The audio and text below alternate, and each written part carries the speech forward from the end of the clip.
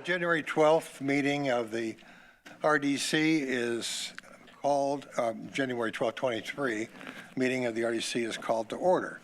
The first item on the agenda would be the election of officers. And by the way, thank you for the everyone being reappointed to the RDC for 2023. I would entertain a nomination for the president of the RDC. Do I hear a nomination? Make a nomination for Jerry Clifford as an RDC. Any other nominations for president? No. Hearing none, by show of hands, electing, yeah, thank you. I'd like to make a nomination for Cheryl Sullivan to become the vice president of the RDC. And by show of hands, all in favor. And I'd like to make a recommendation for Jared Klein to become the secretary of the RDC. By show of hands, all approved. Thank you very much. Next on the agenda is the approval of minutes. Has everyone had an opportunity to review the minutes from the last meeting?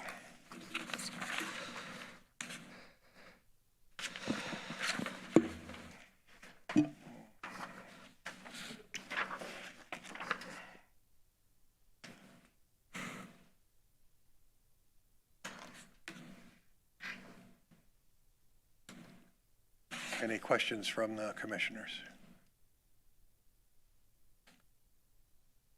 Hearing none, may I have a motion to approve the minutes? So moved. And a second, please? Second. By show of hands, all in favor? I must abstain. I wasn't here. Oh, that's fair enough. That's right. Thank you. I do have, Mr. President, one Yes. follow-up question. Mr. Murphy, do you know if the Impro settlement was sent? Yes, it was, and it's actually in our claims for this month. Thank you. I didn't hear the, sorry, repeat Dan's question to you. He had asked if the final settlement to Empro for the ERC had been paid, and I was confirming it has been paid, and it's actually on our claims for this month. I So see it on the claim. we'll be approving that claim this month. Yeah. Yes, we will. And I apologize, interject right here. We had both regular meeting and executive session minutes for the month of November, so I'll take that as an approval for the regular meeting. Let's go ahead and do an additional approval for the executive session, just for sake of clarity, please. May I have a motion for the approval of the executive session meeting minutes? Make a motion for approval of the executive meeting minutes. Second, please. Second. All in favor? Aye. Again, I'll Thank abstain. you. Yep. Abstain. Right. Okay. Claims and financial update. On the claims, we have claims in the total amount of $210,536. Comments on the claims, please.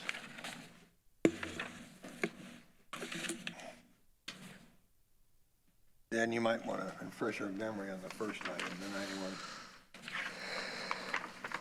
40,000?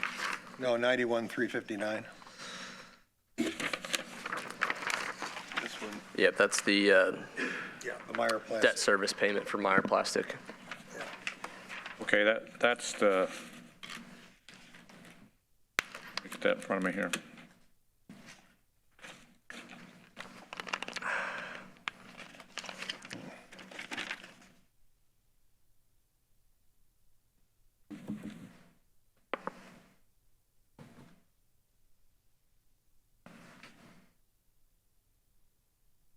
I don't know that I can answer that question. Okay. Joe, you know what it is. Yeah, and our deputy controller's here, but so he can correct me if I'm incorrect here, but I believe this is part of our, I think we make semi-annual payments on the bond and principal and interest for the Meyer Plastics development as part of the development agreement for that building that was absorbed into the TIF that we oversee. So this is essentially captured property taxes that are now going towards the bond service in perpetuity, I believe, until the bond expires. So If I handled any of that incorrectly, Humphrey, please correct I me. agree with that now that I've reviewed it. I Yep. just wasn't familiar with it. I knew How'd it, he but I do? hadn't seen it. Okay, good. Thank you. Any other comments concerning the claims? If not, I'll entertain a motion to approve. So moved. Second? Second. Moved and seconded. All in favor? Aye. Thank you, Joe, for that explanation. Unanimously approved it. Got it. Okay, very good. Mr. Zerner. Well, actually, we have Humphrey here for a financial update first. I'm sorry? Humphrey's here for a financial update first. financial- Oh, thank you. And do you want a copy of it? I have a copy if you'd like one. I've got some too, but yeah. Go ahead. Yeah, all good.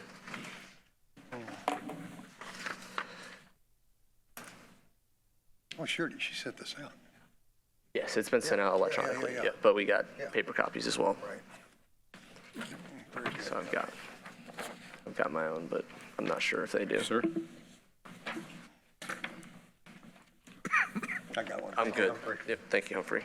Humphrey, if you would give Adam one, please, as counsel. Oh, is this the same one that we, Yep, that's the one. Okay. okay. You got it. Sorry about that, Humphrey. Double dip in there.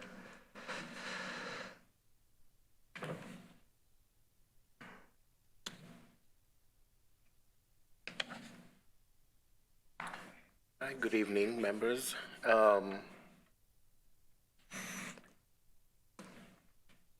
I guess when you're looking at the financial update, this is as of December 31st, 2022.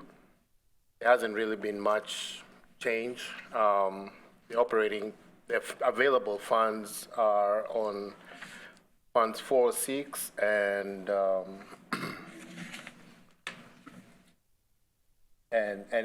407 really, which is the bond proceeds. So the 1.2 million and the 2 million down there. Then the other pages are just basically detailing how the revenue is and expenditures. I don't know if you guys have any questions. It's really much consistent through the months because we don't have any expenses coming out of Right. these funds. I don't have any questions. No, nor do I. All right? Thank you very much, Humphrey. Could I ask one question? Humphrey? Humphrey? Humphrey, we got one question. Question, I'm sorry. On the net cash position summary, would you crystal ball it as to, if sitting here a year from now, what you would anticipate our cash position to be December 31st of '23? What could we anticipate? I may have to defer that question to Mr. Zerner here, but it's hard for us at the controller's office to make projections unless if you gave us a plan, just on how you anticipate to spend these funds maybe this year. That would probably put us in a better position to be able, and we would love to do that. We just don't know what kind of expenditure we're looking at. So as we look at this, what additional annual receipts will we have in 2023 if nothing changes today? Will it just be the TIF proceeds from the Pendleton Pike? Yes. And are those another 170,000, or what are those? Is that what we'd anticipate those receipts to be? It looks like we've, in 21, we got 213, and then in 22, we got 178. So, Commissioner Sullivan, my guess is that we'll probably be, by the time we fund the balance of the HWC work, by the time we pay for the improvements to the ditch that we have pretty much committed to for next year, a few other things, I would expect us to be $500,000 less than what we are this year at the end of next year. So somewhere around 4.4 Yes, million. Okay. Thank you. that helps. It does. Thank you very much. You're welcome. Thank you, Humphrey. Thank you.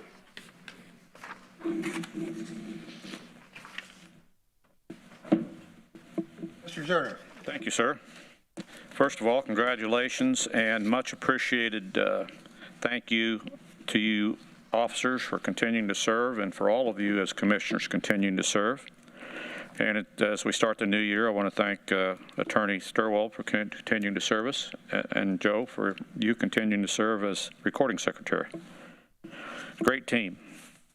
I'll start off with a brief update on the EPA brownfields. I shared with you all last month that our application had been received for an additional $400,000 grant. That is supposed to be determined by May. We have, of the original $300,000 3-year grant, we have $65,000 left in that balance, approximately right now, within a few dollars. And I don't have any pending things to really be drawing that down significantly.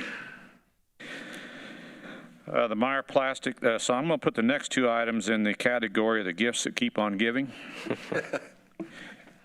Meyer Plastic, with the IMPRO payment, we thought we were complete and ready to go for a final title. I was informed today that NDOT has an annual review fee to monitor all of the things that we have in front of them, and they have not submitted an invoice since 2011.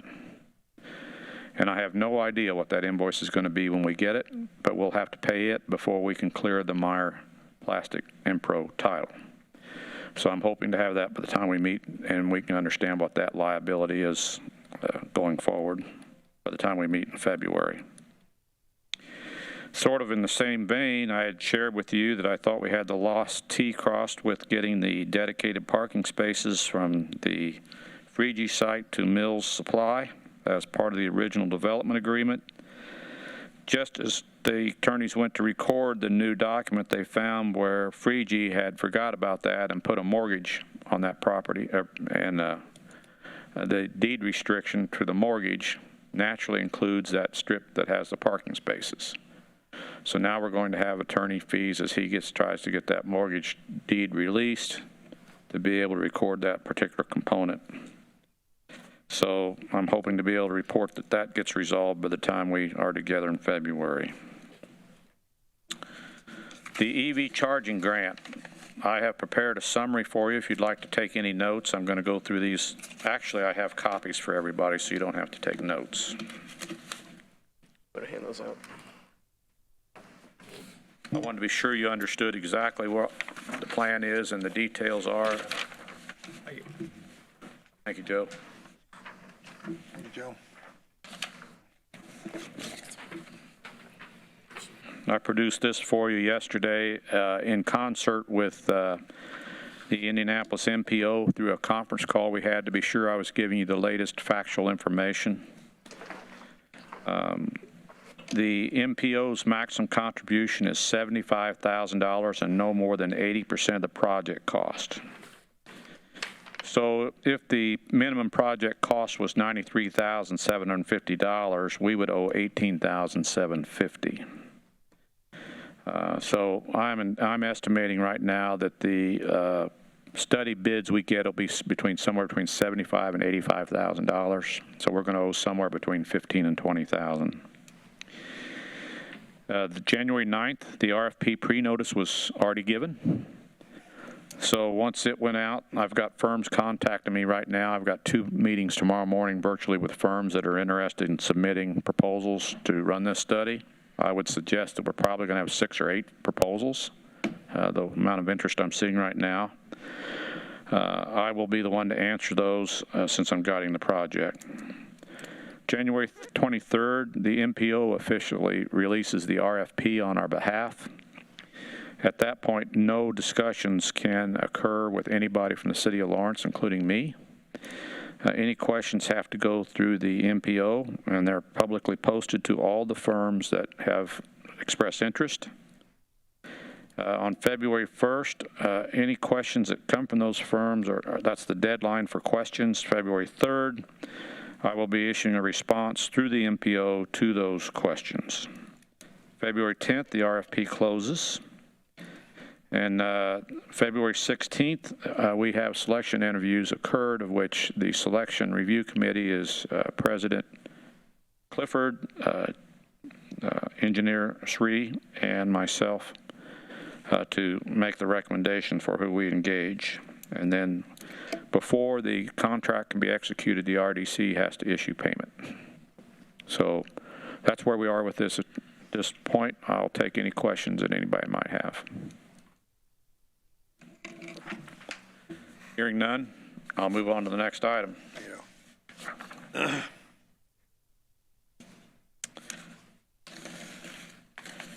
We have with us today Mr. Joe Flora with JMT Landscaping.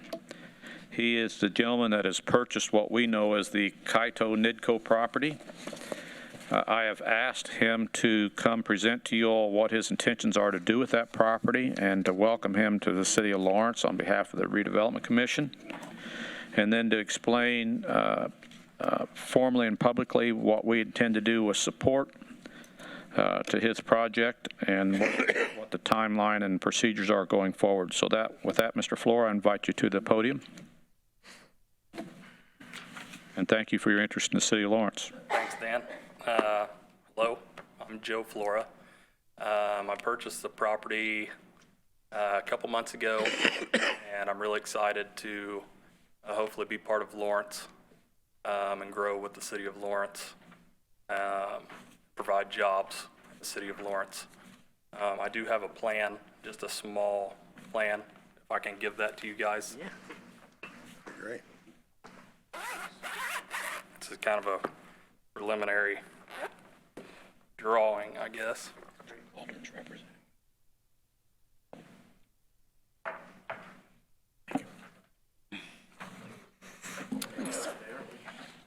Thank you. Thank you.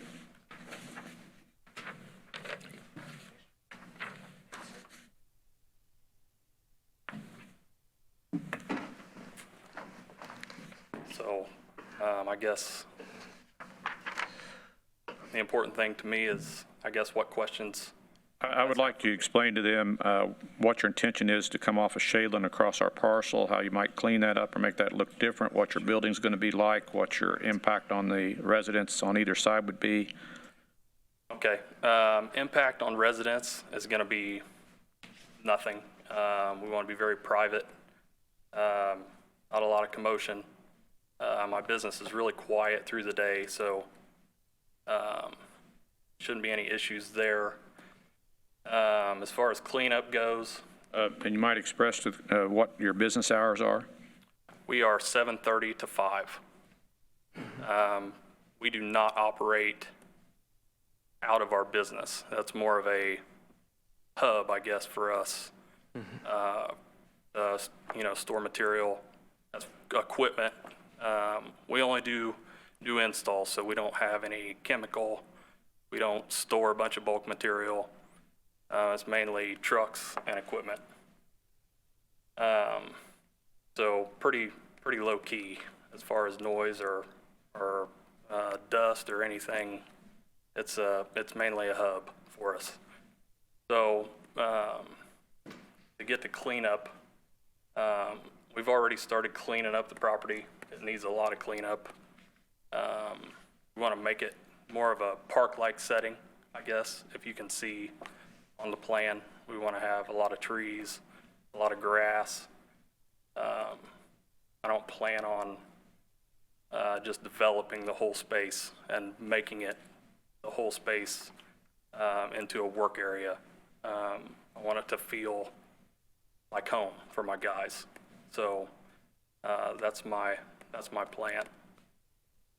What's the size of the building? It is 80 by 150. Joe, how many people do you employ?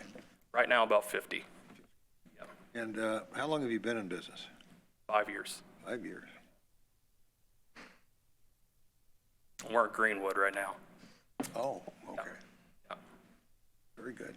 I might point out to you that it's pretty rough and woolly on both the north and the south side of this property, and has a natural barrier, so there really won't even be any site impact of this facility to the residences on either side. Yeah, we're going to leave that as is and plant more trees. So I would say there's probably right now, there's probably a minimum of a 75-foot buffer zone, north and south. So in the summertime, you can't even see the property, What size vehicles would be going in and out? just pickup trucks. I mean, there will be, if we get something delivered, like a delivery, but we don't run, or, my business does not use semis or big dump trucks or anything. It's just pickup trucks. Once you develop this park-like setting, is it going to be open, accessible to the public No. if they find out about it? No, I would prefer not. I would prefer, to keep it as private as possible. So will there be gates Yes. set up? Okay. And I need to do that too, for Security. security. Yeah. Mr. Flora has committed that he will clean up and use beautiful electronic gates and nice signage and clean up the appearance off of the 4399 parcel at Shadeland, clean up the parking lot, maintain it properly. Yeah, I would like to landscape the north and south side of that and make that more of an entrance instead of a parking lot now. So, removing roughly 20 feet of asphalt on the north side and the south side. Which is relatively shot anyway. Yeah, it's in bad shape. Removing that asphalt and landscaping that to make it more of an entrance instead of a torn up parking lot. So Joe, what type of fencing are you looking at? So you've got the gate, what type of fencing are you looking around? So the property right now already has chain link fencing all the way around it, 6 or 7 foot chain link fencing. Off of Shadeland where we're gonna enter, that would be like a black wrought iron, something a little bit more dressy. But I do plan to leave the chain link around the bulk of the property that's already there. Yep. Having said that, that chain link's not in very good shape, and we're going to probably chop it up a little bit in our conveyance, so we'll work through that with Joe. What do you mean by that, Dan? So, Made me a little nervous so there. you and I had the discussion of whether or not you were going to take the north end of that. You said you didn't necessarily care about having the north end of that Oh, okay. You're talking about on the Shadeland piece. Okay. on the Shadeland piece, yeah. I thought you were talking I'm about not talking on about the rest of okay. it. Gotcha. I think they were more asking about the Shadeland piece, but the whole property is fenced, but the trees and growth has come up through that chain link all around it, so, yeah. Yeah, pretty much the whole parcel there on Shadeland would be black wrought iron. So where we as a, may need to support Mr. Flores in a couple of ways, I may need the commissioners to decide whom, but this property is going to have to be rezoned. It's currently zoned heavy residential, and he will have to have it zoned to at least a commercial, but Joe Calderon's representing him, and they're working through that. But I think it's going to be important for this commission to advocate on his behalf in front of the council, or in front of the BZA at least. I think it'll go to the BZA first, and then if it is a true zoning change, which I believe it is, I think it'll end up in the council's hands for rezone. So we're going to have to advocate for him at probably both the BZA meeting and the council meeting. And Joe will have to keep us informed of when that's going to be and when he's on the docket. I'll probably see it, but nonetheless, I'd like Joe to reach out.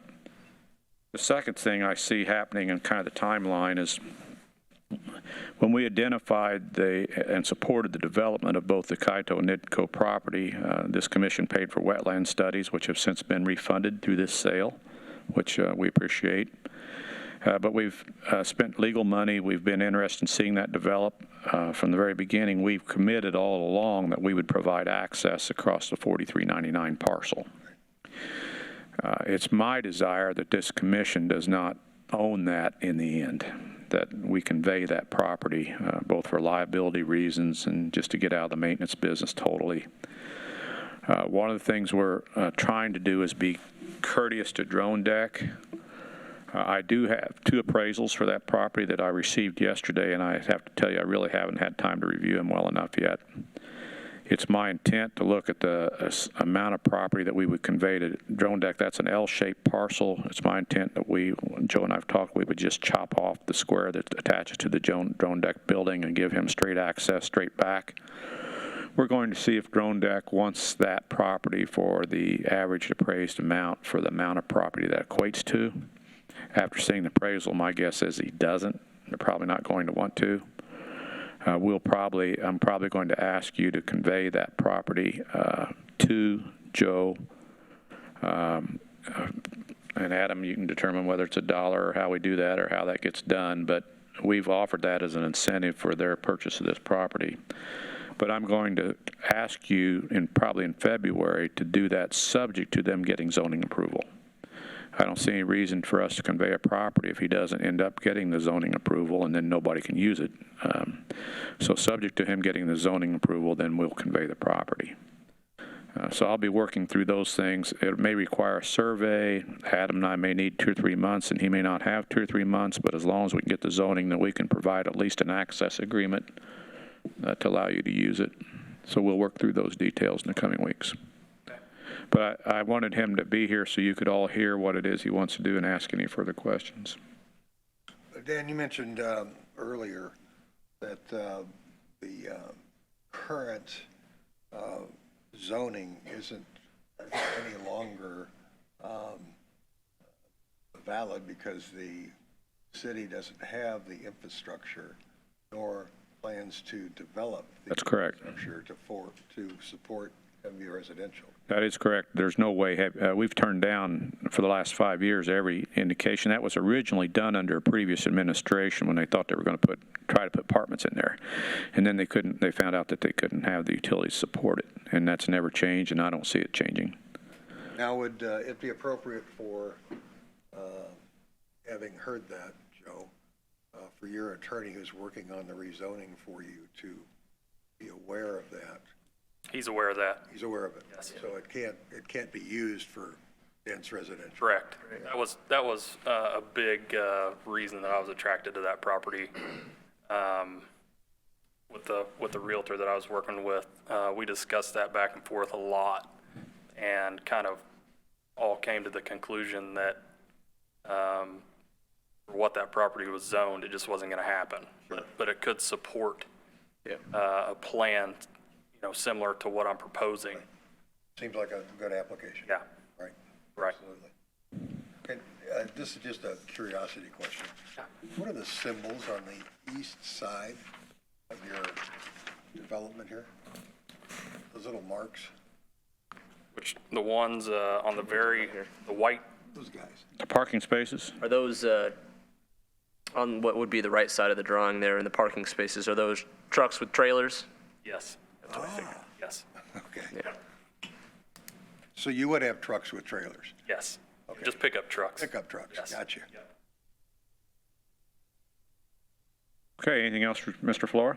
I do, Joe. Thank you for being here with us today and for your presentation. So Orange is a unique community. Community matters, businesses matters, but the person matters. Yep. A community take pride in our partnerships with our school districts, community, environment, foundations, just the whole gamut. So can you talk to us a little bit, so if we advocating, I don't advocate for the business, I advocate for the person. Can you just tell us a little bit about who you are, how you got into the business, any community engagement that you've been in from a business standpoint in the past? I'm a southern guy. I don't live up here. I live about an hour south in a big town, big city called Scipio. So we've got a yellow flashing light. I've been in the landscape business for about 15 years. And I still have a business in Columbus, Indiana. It's a maintenance business, mow grass, trim shrubs, the typical lawn care type business. I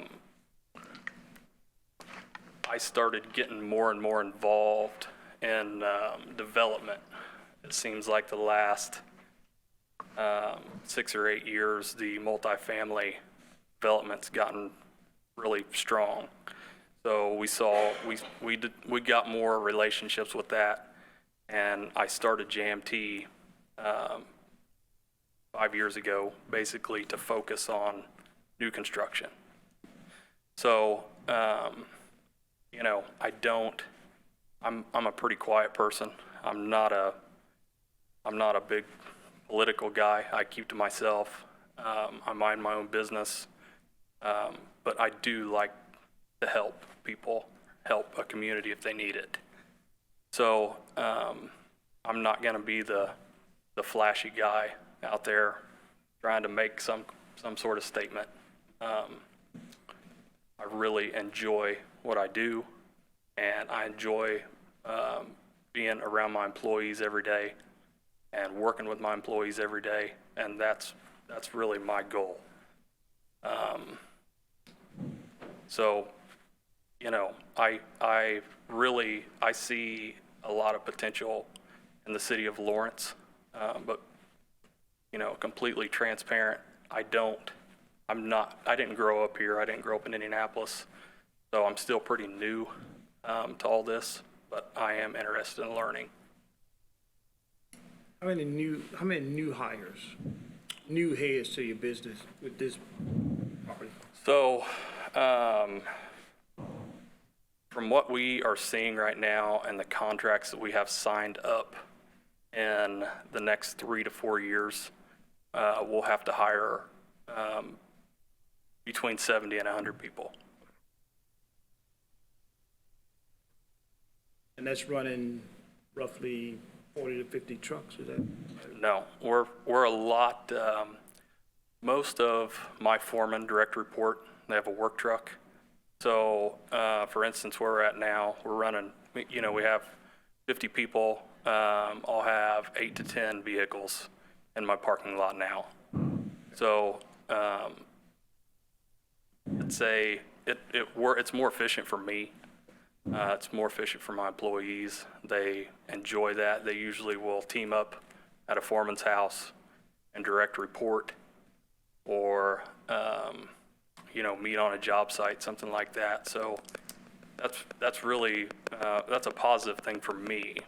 With the construction side of things, is they're going to the same place every day for an extended period of time.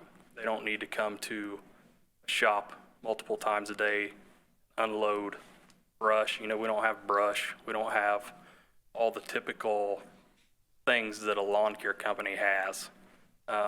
Like down in Columbus, I've run a lot fewer people down there, but my site needs to be bigger, you know, because I've got brush, I've got leaves, I've got chemical that I've got to deal with. None of that's here. It's all just construction.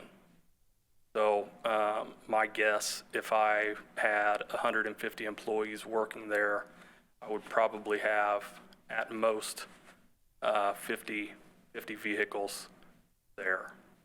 So, and I am, you know, I don't have a drawing of this building, but I am building this building to park vehicles inside.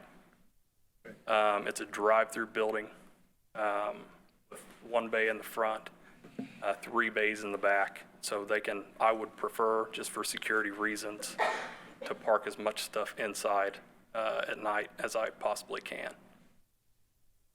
Have you ever had like apprenticeship programs?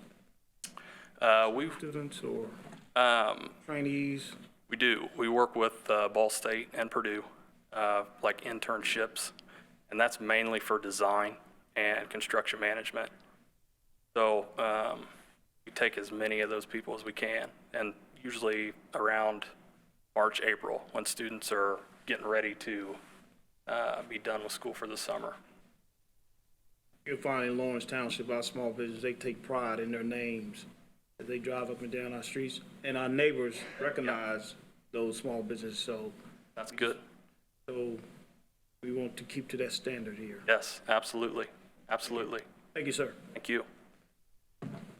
Anything else, Mr. Flora? Very much, Joe. Thank you, guys. Thank you, and Adam and myself and Mr. Calderon and you will continue to work through things. Okay. Thanks, Dan. Thank you. At this point in time, I'd like to, I hope I pronounce it right, I'd like to invite Scott Jefferies. Am I close? Jefferies, okay. I'm going to read to you an offer that I received from Mr. Jeffries earlier today. It says, Dan, good morning. I would like to make an official offer to purchase the land that the City of Lawrence owns at the corner of 56th Street, specifically 10160 East 56th Street, which is adjacent to my car dealership, Indy Luxury Motorsports. I'm offering $125,000 for this .90 acre parcel. I plan to use this parcel to accommodate my growing dealership needs. I've been in the automotive business and have owned several car dealerships over the past 36 years, and I'm also a proud resident of Lawrence. I met with Mr. Jeffries on site on Monday afternoon. We talked about the various aspects of the site. I have since checked the zoning status. It is zoned I3 and his use is permitted already.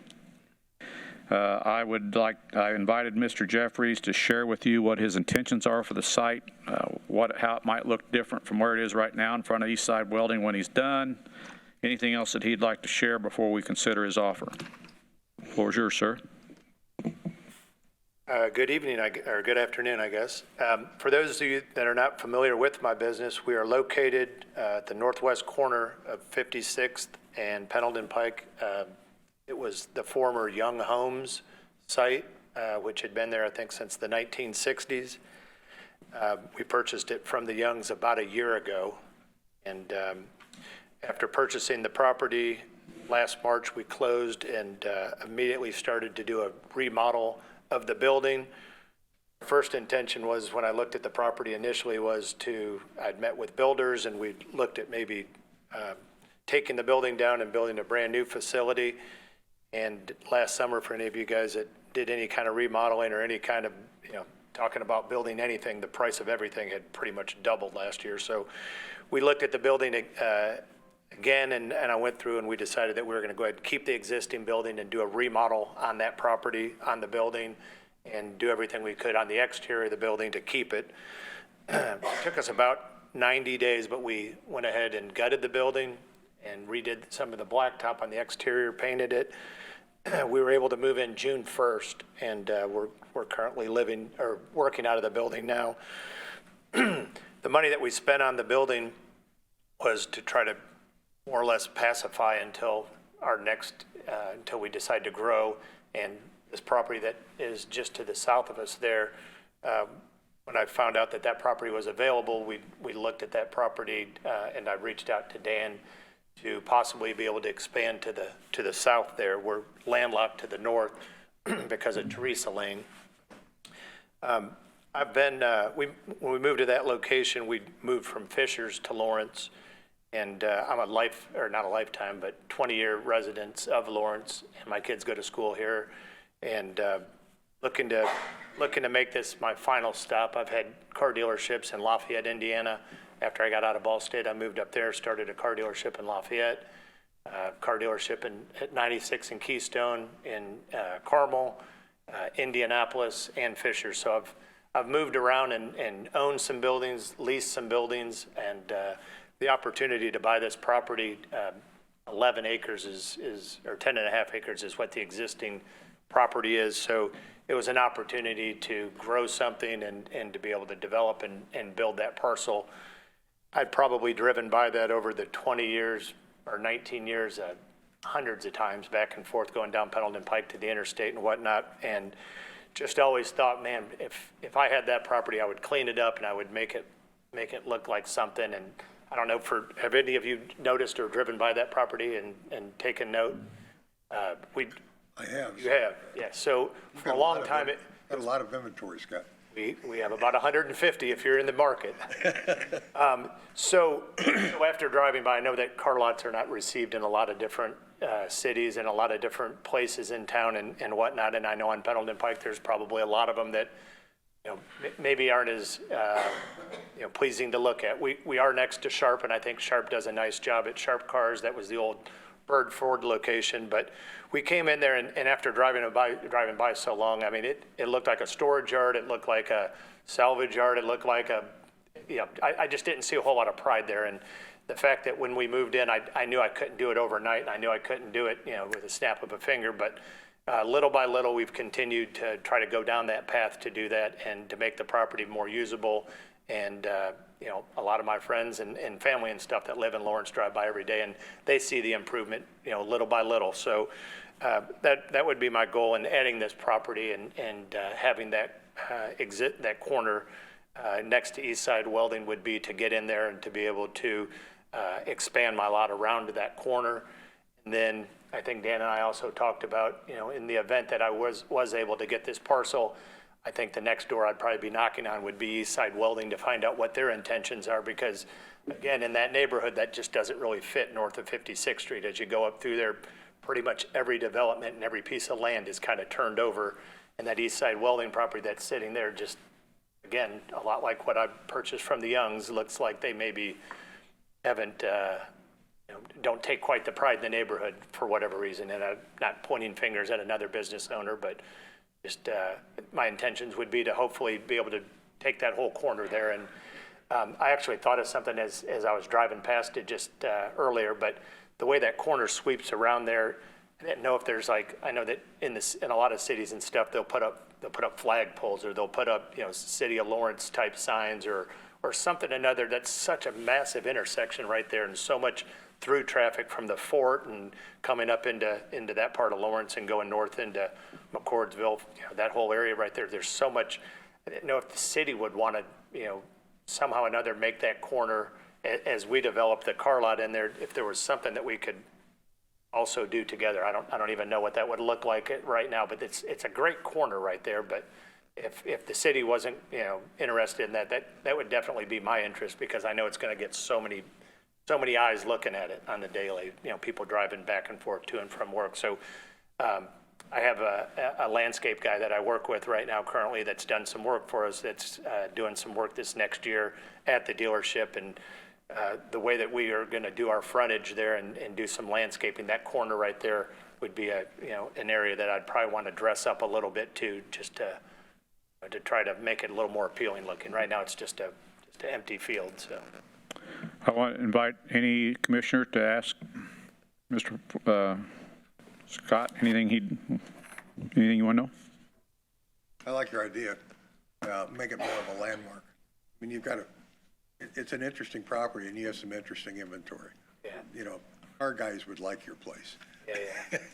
So yeah, thank you. And just the way that when we bought the property, I inherited this rusted chain link fence that encompasses the whole property that my wife and some other people nicknamed it the yard. And I just want to get away from short for junkyard, because when it was chained in before with all the stuff scattered all over, it always, to me, I've always felt like that's such a high visible location. So the intention over the next year and years to follow is to continue down that path. And the existing front real estate, there's 3.5 acres of C7, and then the rear is 7 acres of I3.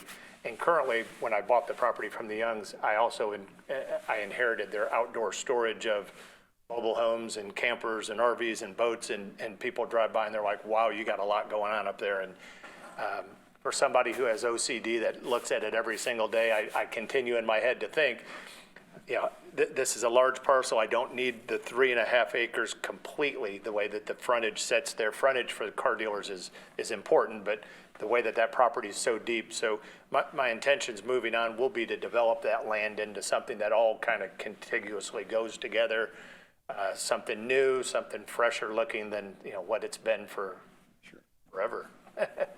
So. Other questions from the commissioners? Comments?